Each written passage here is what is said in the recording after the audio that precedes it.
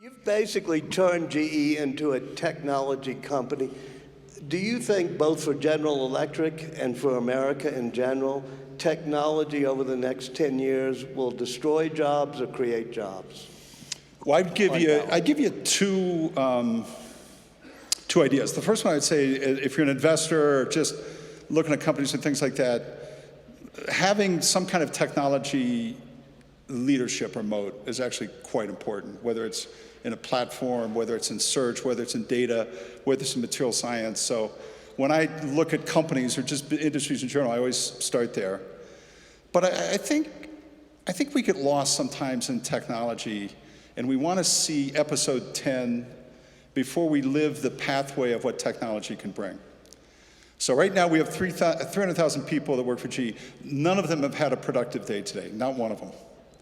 Not one of them have experienced the hope of technology, digitization, not one. Now, let's say right now we have a field engineer in Texas that's fixing a gas turbine.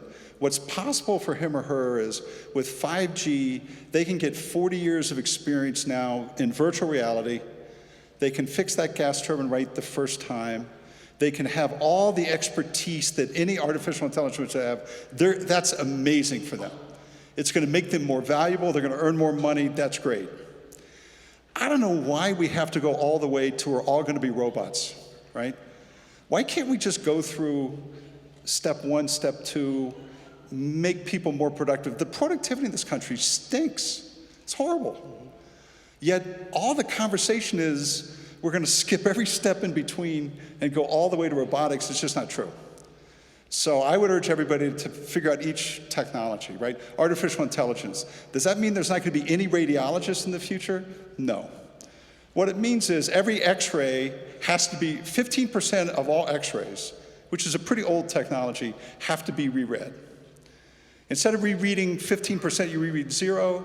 That's good for healthcare. That makes the radiologist better. And let's just start there. So how do you train your workers to do that? Oh, look, I mean, I think what we try to do is marry people with technology. So, kind of our focus is really to take the people that are on the front lines and marry them to how the future of work is going to look and make them more productive.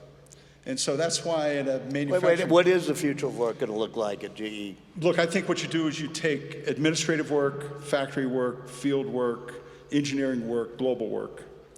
You apply where the technologies go, what it's going to mean.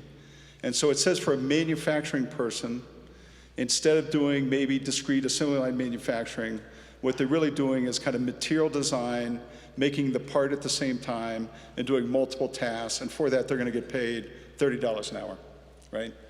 Their value added is going to be so complete. So you're marrying them to the technology. So there's going to be some repetitive tasks that get replaced. But I think it's going to make a lot of the people in factories, in the field, in engineering, a lot more valuable than they are today.